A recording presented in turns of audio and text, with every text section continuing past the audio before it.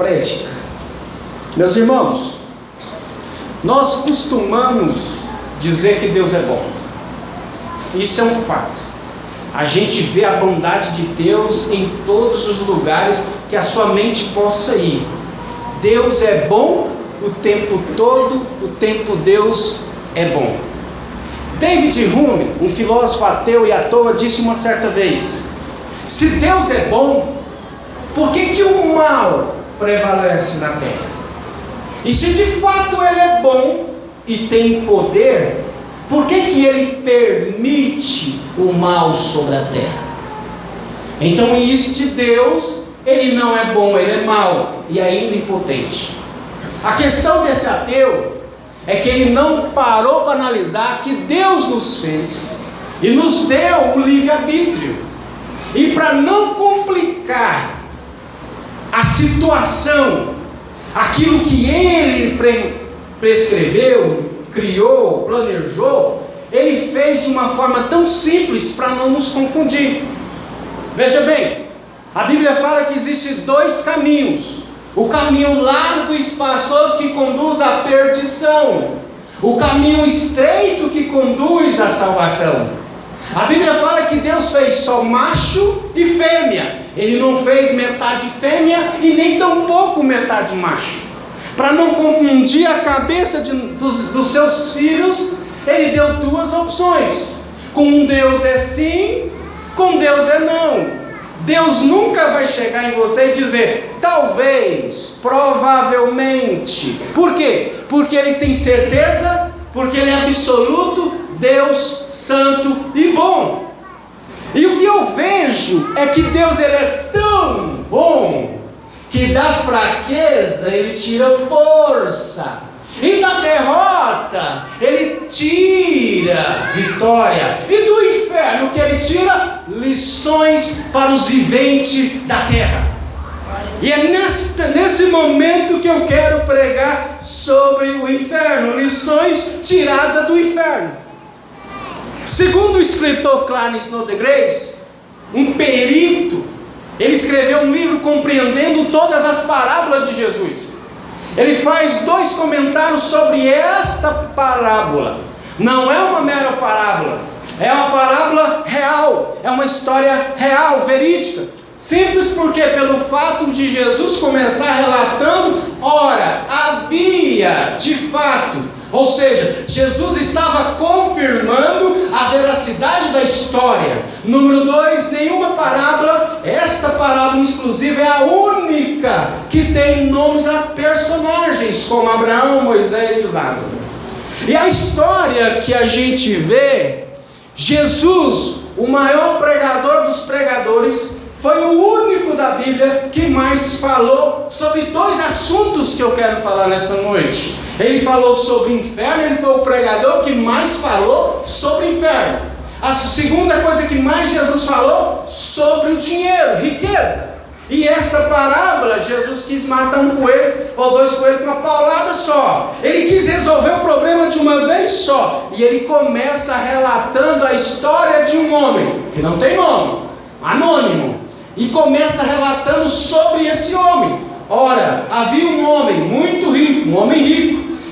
Interessante observar que no texto sagrado sempre alguns autores gostam de descrever as grandezas da riqueza dos personagens, como de Jó, como de Abraão, como de Jacó, como de Isaac, que ficou mais rico que o pai 100 vezes mais. É interessante observar que os autores gostam de falar números de riqueza. Jesus, ele olha para essa história e começa a dizer não, ele não foca, não na riqueza do homem, porque muitas das vezes o rico normalmente ele é avarento, ele não gasta, ele é tão miserável que ele guarda cada centavo achando que vai levar cada centavo da sua riqueza para o céu ou para o inferno, sei lá para onde. Interessante que Jesus não foca na riqueza do homem, na grandeza da riqueza do homem. Jesus foca em como ele vivia.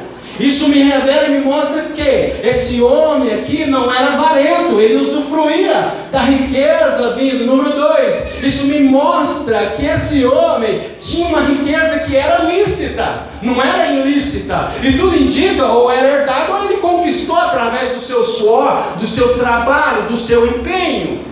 Esse homem rico, Jesus começa dizendo que ele vestia-se de púrpura. Ora, esse mesmo autor Klein diz que essa vestimenta cor púrpura só tinha os ricos. Por quê? Porque era oriundo do pigmento de um molusco aquático que só os ricos poderiam conquistar. Alguns autores dizem que para comprar uma manta de púrpura tinha que ter 25 semanas de trabalho equivalente a um denário, ou seja, um salário por dia, o diário de um pedreiro ou de um profissional, diário durante 25 semanas para comprar uma manta de 3 metros da cor púrpura. Porque a cor púrpura ela era exclusiva, ela tinha tons, ela tinha cores ímpares, exclusiva. Cada vez que pegava os moluscos que trazia aquela cor, era sem igual na natureza.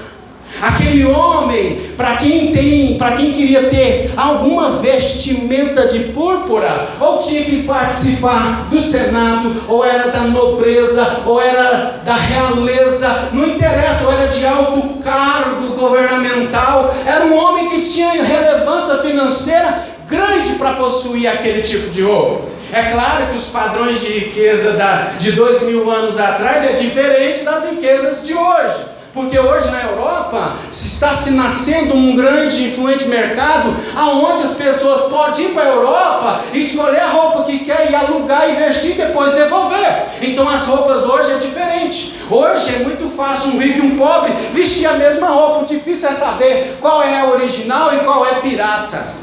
Mas o texto bíblico relata que aquele homem vestia de púrpura e de linho finíssimo. Se isso partir de um pressuposto religioso, de religião, de hebraico, da Torá, esse homem talvez poderia ser religioso. Esse homem poderia ter talvez algum grau de conhecimento teológico da Torá, dos salmos e dos profetas, quem sabe. A Bíblia chega a dizer que ele vivia todos os dias regalada e esplendidamente. Aquele homem não comia picanha só no dia de sábado com alguém. Ele não precisava fazer vaquinha para comprar ou comer picanha assada com Coca-Cola. Não, aquele homem usufruiu dos melhores alimentos que a terra da sua época produzia. Aquele homem sabia o que era usufruir riqueza, as coisas boas da terra. Esse homem era muito rico. Do outro lado, um miserável chamado Lázaro. O pastor da escola dominical diz que nada na Bíblia é aleatório. O nome Lázaro, ele tem abreviatura com Eliezer, que foi o servo fiel de quem? De Abraão. Jesus estava trazendo à tona a história, a relevância das riquezas e de como nós comportamos nelas e a realidade da vida após a morte. Aquele homem era mendigo, era pobre, era faminto e era coberto de chagas, úlceras expostas, pus, aonde os seus amigos eram os cães que vinham beber. Na tradição judaica, 2 animais imundos, era o porco, também os cães também, era na cultura judaica um tipo de animal imundo. Imagina agora a história de Lázaro. Inversamente, propositalmente, Jesus colocou no texto que ele era pobre, miserável, estava onde? Na porta do rico. É assim a vida do pobre. Ele sempre está buscando uma porta, que traduzido na minha linguagem é buscando oportunidade para mudar de vida. De repente a morte chega. E o interessante é que o texto diz que o rico foi sepultado, o pobre ninguém sabe. Alguns dizem que ele foi comido pelos cães companheiros, porque se lambia as suas feridas, talvez ele poderia ser alimento dos cachorros, dos cães daquela época. Até porque seria uma maldição judaica, se alguém fosse enterrado indigente, ou se não fosse enterrado. Mas aqui a Bíblia diz que os dois morrem. Nós sabemos que temos 7,7 bilhões de pessoas na Terra. Só nesse ano de 2019, até agora, pregando aqui para você, já morreram 28 milhões de pessoas na face da Terra. 140 mil pessoas por dia desce a sepultura. A maioria, não sei, eu não posso julgar, mas uma boa parte, eu tenho certeza, que está descendo no lugar chamado de Hades, lugar dos ímpios, lugar do inferno. Mas de fato, o que é o inferno? O inferno é um lugar de tormentos. Deriva do grego basano, noção de ir a fundo, um tipo de instrumento de tortura para se extrair a verdade do indivíduo. Olha tanto que é paradoxo as coisas que vivemos na terra. Aqui na terra a gente não ama a verdade, aqui na terra a gente não quer a verdade, aqui na terra a gente não quer ser confrontado pela verdade. Mas quando alguém desce lá nas profundezas do inferno, ele é torturado para quê? Para revelar a verdade. O inferno é um lugar de tormento e de tortura. Que mais? O inferno é um lugar irreversível, o lugar que acabou a sua chance, o lugar que já se foi. Aqui na terra você pode quebrar, mas ainda existe chance para você se reconstruir. Aqui talvez você pode brigar com a sua esposa, dormir cada um no seu canto, até pensar em divórcio, mas ainda existe uma forma de Deus de mudar a sua história. Aqui na terra tudo pode estar um caos, mas ainda pode ser revertido. Mas no inferno, no Hades, o estado é irreversível. Nunca mais terás a chance de ouvir, de viver e falar de Deus. O inferno também é um lugar de culpa e de remorso infindável. O inferno é o único lugar, na minha visão, que Deus se programou para nunca mais lembrar. Mas espera aí, pregador, que negócio é esse? Escuta aí, a Bíblia constantemente fala: e Deus lembrou de Noé, e Deus lembrou de Ana. Mas no inferno, Deus se autoprogramou para dizer, para nunca lembrar de quem está lá. A única coisa de Deus que está no inferno é o seu juízo e a sua ira. Se Deus é bom de fato, Ele tem que condenar o pecado. Se Deus de fato é bom, Ele tem que julgar o pecador ímpio. Sabe por quê? Porque senão Ele não é bom. Que Deus é esse que é tão bom? Aonde você vai para o céu e ao andar no céu topa com um marginal, alguém que tirou vidas, alguém que, como Hitler, matou 6 milhões de judeus, alguém como Judas, como diz nosso pastor, amigo íntimo do peito, traiu Jesus num lugar desse. A verdade é que nós brasileiros, nós brasileiros, sempre achamos que existe um jeitinho brasileiro. O inferno é um lugar de lembrança das oportunidades perdidas. O inferno também é um fogo que arde, uma fornalha ardente, conhecida como o Vale de Rinom. Isso significa o quê? O que era o Vale de Rinom? Era um lugar onde que fazia sacrifícios de crianças ao deus Moleque. Depois virou um lixão da cidade ao sul de Jerusalém. Sabe o que Deus está dizendo? Que o ímpio que for lançado no inferno será conhecido como lixo.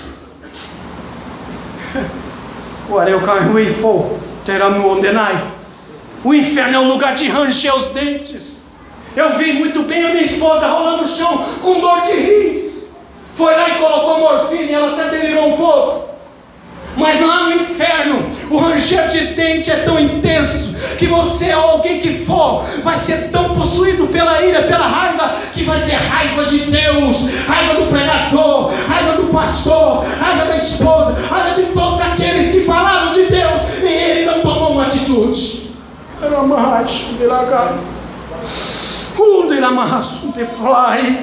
O inferno é um lugar de pranto sem fim. O lugar do inferno é a justiça penal de Deus sobre o pecado e sobre os pecadores. O inferno também é um lugar seco. Escute-me, aqui talvez você ignore a sede de Deus, mas no inferno é seco. que eu tenho certeza que todo rico, milionário, bilionário que foi para lá, ele daria toda a sua fortuna apenas por uma gota de água vindo de Deus. O inferno é real. O inferno também. Existem 3 coisas que me mexem muito com a minha alma.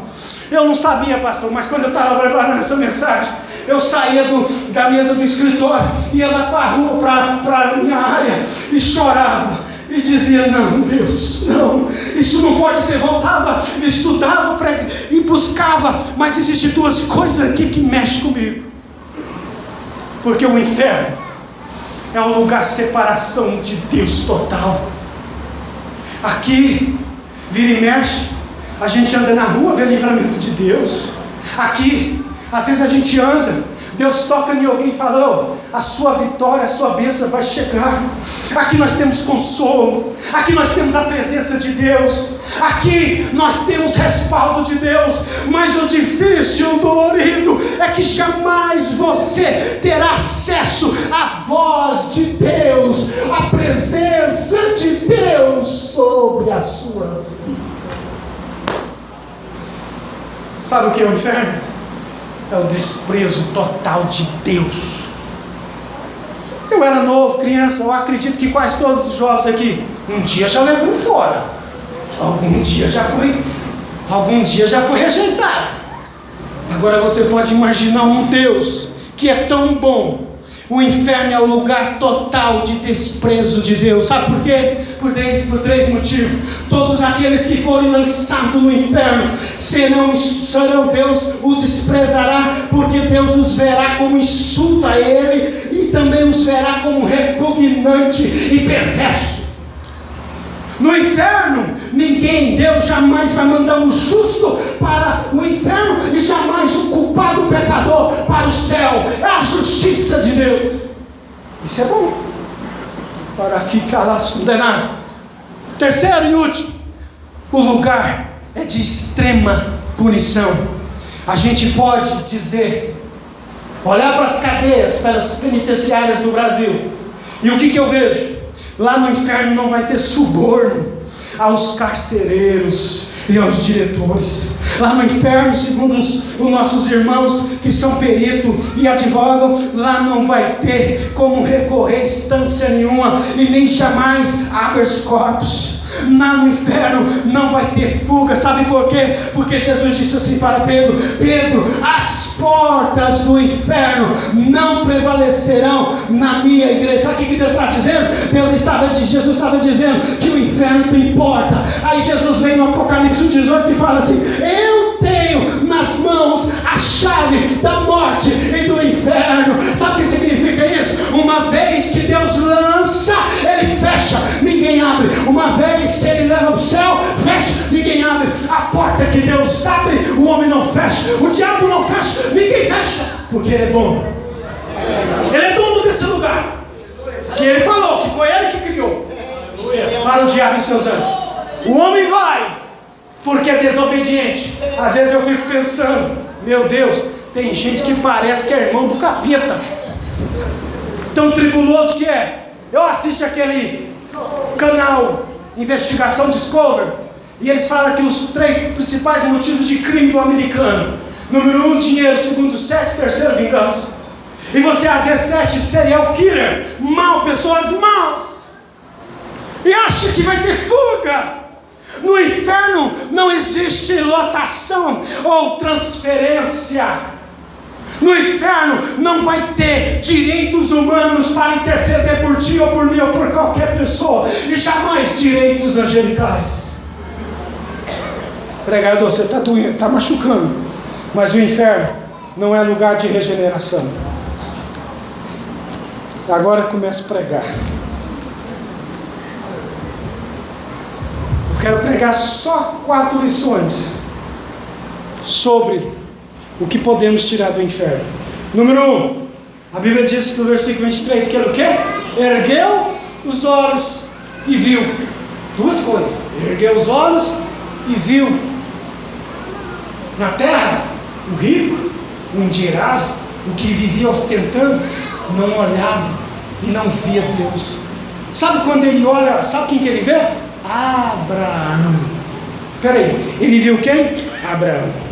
Mas ele passava todos os dias na porta da casa dele, nunca viu Lázaro, que significa servo fiel de Abraão. Passava várias vezes, mas não via Lázaro. Moody disse assim: tropeçou num pobre e caiu no inferno. Moody é conhecido como um homem que ganhou mais de 500 mil almas para Deus. No final da sua vida, alguém o interrogou e disse: mas Moody, Dwight Moody, você vai morrer, e os seus filhos? Moody disse: os meus filhos vai ter que aprender a depender e a confiar no meu Deus. Sabe o que ele deixa de herança para o filho dele? 2 colheres, 2 termos. Século XVIII. Alá, Fucreiamai. O rico viu Abraão, símbolo de quê? De fé, de promessa e de que mais? De fidelidade. Segundo, clamou. Meu Deus, clamou tarde demais. Peraí, eu ouço o pastor dizendo, e agora ele disse, e domingo, hoje de manhã ele disse, está com problema e não vai orar, não clama. Serviu para mim. A gente está com um problemaço e a gente quer recorrer a ele. Eu reconheço a autoridade que Deus deu para ele, eu vejo isso claro, e ele tem a autoridade que Deus deu para ele, mas eu prefiro encostar nele do que fazer isso aqui, ó, se humilhar no Deus dele. Ele clamou, mas clamou o quê? Tarde demais. A Bíblia diz que ele clama para quem? Ele clama para Abraão. Sabe quando a gente está em desespero? O que a gente pensa na hora? Pai, socorre. Abraão era o pai de todos os descendentes dele, era filho dele.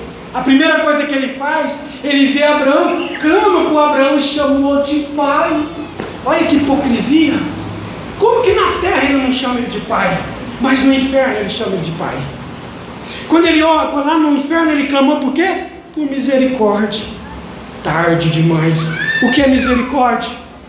Pai Abraão, sinta, tenha desejo de me ajudar, de me tirar daqui.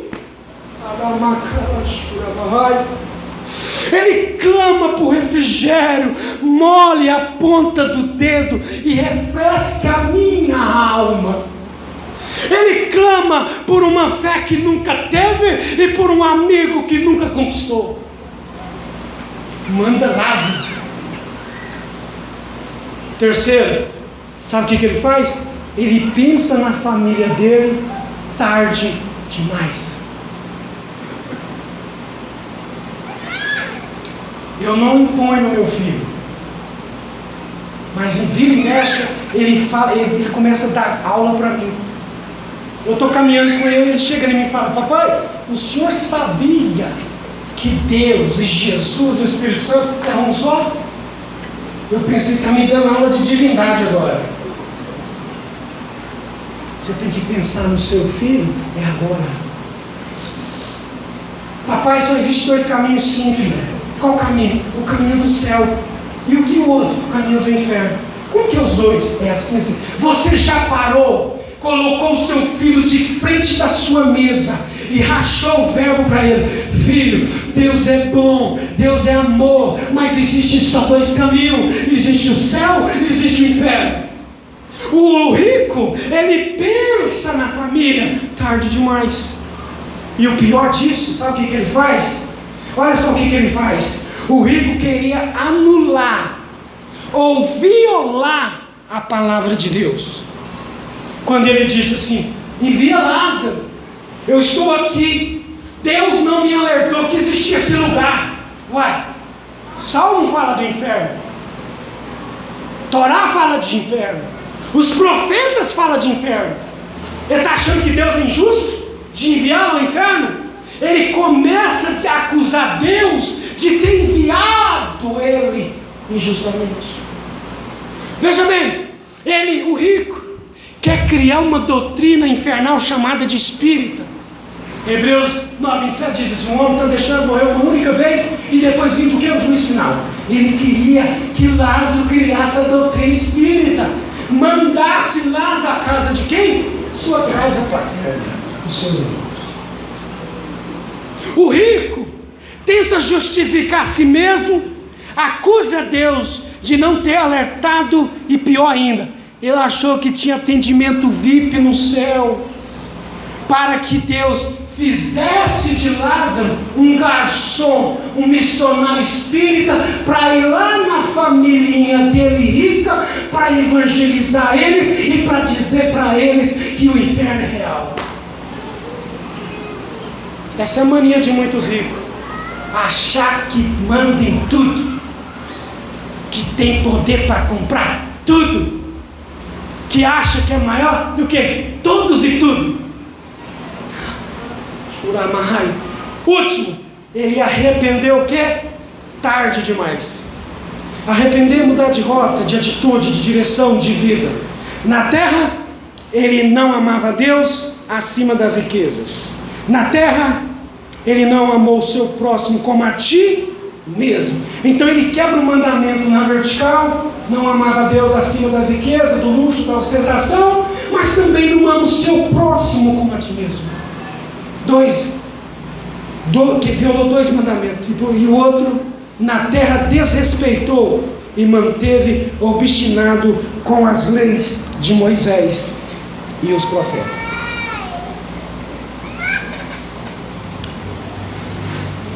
Eu concluo essa mensagem, essa prédica, contando o meu testemunho.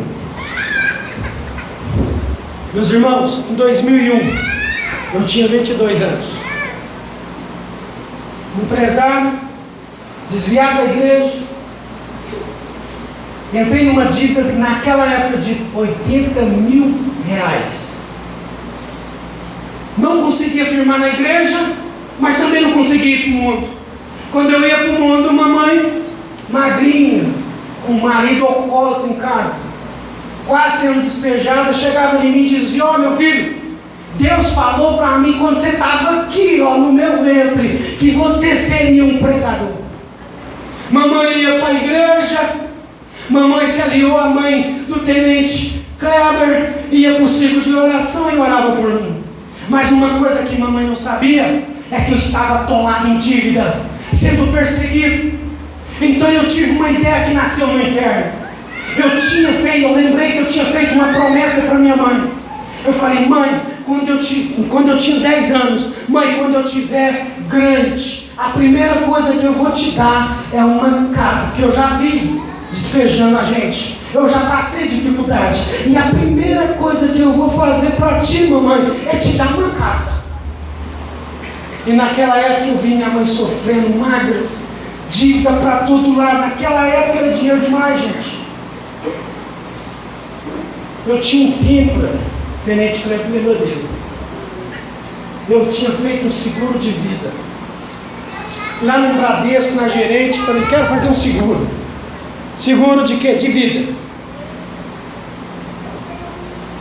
Eu quero, qual o valor da minha idade aí? O valor é tantos mil. Eu calculei o valor das casas no FII Social, dava para comprar 4. Aqui era cheio de mato ainda. Eu falei: tá bom, qual é o tempo de carência? 3 meses. Eu esperei angustiosamente por esses 3 meses. Quando deu os 3 meses, eu entrei no tempo e fui para Brasília fazer cobrança. Mexi com o calçado. E naquela época, naquele dia, eu peguei o meu tempo e coloquei 170 por hora antes de chegar nas 7 curvas de Brasília. Eu já tinha dito para Deus: não tem jeito comigo mais. Sou filho de crente, mas não tem jeito mais. Eu estou numa angústia. Estou devendo. Eu não consigo mais ver minha mãe tanto sofrimento. Eu não consigo cumprir minha promessa. eu não dou conta mais. E acelerei o tempo para o rumo do precipício. E falei, agora já era, William. E eu, acelerado, e lá chegando próximo da curva do precipício, havia uma curva acentuada.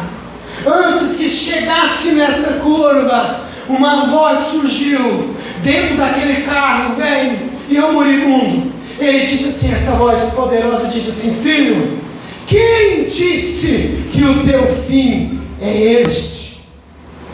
Arai, furacanto, furamiredo, racionai. Tu tens um histórico comigo. Tu lembra quando tu tinha 16 anos, 17, 18 e 19, que eu te usava nos meus púlpitos? Eu sim, Senhor. Por esses 3 dias eu tirarei você desse abismo. Eu estava determinado a acabar com a minha vida lançando naquele lugar, porque para mim não tinha jeito mais. Dívida, e o índice de suicídio é de 15 a 25 anos. O maior índice de suicídio. A minha vida não valia mais nada. Eu não prestava nem para mim mais. Deus está falando com alguém aqui.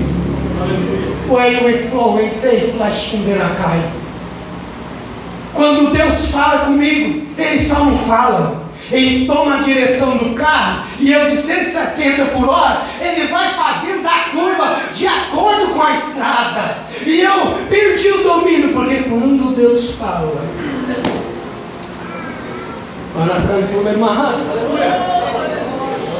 10 anos se passaram. Eu fui fazer uma oração de rotina. Eu fui dormir 4 horas da manhã, sabe por quê? Porque Deus falou assim, agora eu quero te voltar no passado. Se eu não tivesse falado contigo, tu não estaria vivo. Sabe onde tu estaria? Fica de pé, em nome de Jesus. Dentro de 8 meses eu paguei 80 mil reais de dívidas. 1 ano e 5 meses. Deus tinha me abençoado tão financeiramente que eu tinha um propósito de comprar uma casa aqui no setor alto do Vale. Eu fui lá e comprei a casa. Levei minha mãe e falei assim, mãe, o jeito que a senhora falar vai ser. Ela falava assim, eu quero área estilo LC, sei lá o que. Eu fazia. Tudo que a minha mãe pedia, eu fazia, mas dentro da minha alma estava chorando. Sabe por quê? Porque Deus falou, olha o que eu tenho feito na tua vida. Você queria fazer pela morte, eu estou te dando pela vida. Deus está mandando eu te dizer, não vá para o inferno, escapa-te por tua vida, porque Deus tem um plano verdadeiro, legítimo, glorioso na tua vida. Jesus é bom e Ele quer te tirar da rota do inferno. Vem cantar, meus irmãos, o equipe de louvor. Pode, pastor? Não joga sua vida fora por causa de uma dívida. A minha Bíblia diz assim, ó, eu sou o dono do ouro e da prata, Deus vai te restituir. Não tira a tua vida por um amor que não te merece. Jesus te ama e também te dá casamento bonito.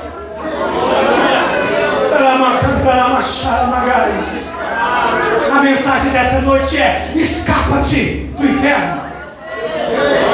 Ah, pregador, você não conhece a minha vida. Pode estar tudo arruinado, mas eu conheço o Deus que muda a vida. Aleluia, glória a Deus. Com a permissão do anjo da igreja, eu quero te convidar aqui. Se eu sofrer por causa dessa mensagem, eu tenho certeza absoluta que Deus vai fazer algo aqui.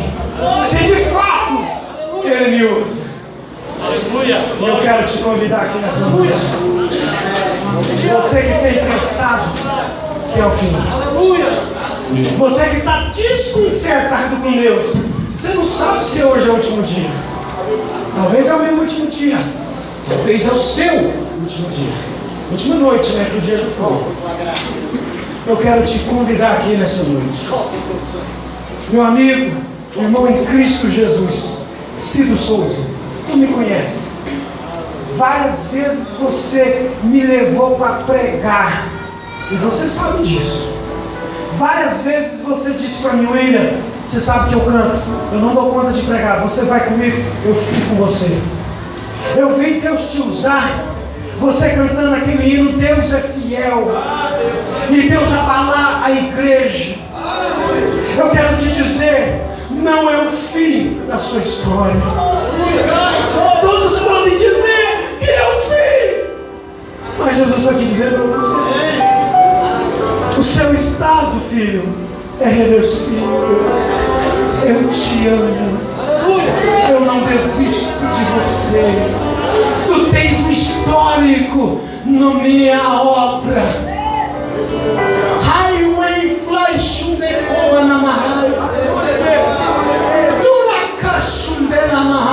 não deixa que o diabo roube de ti aquilo que você tem feito com Deus e o que Deus tem para ti.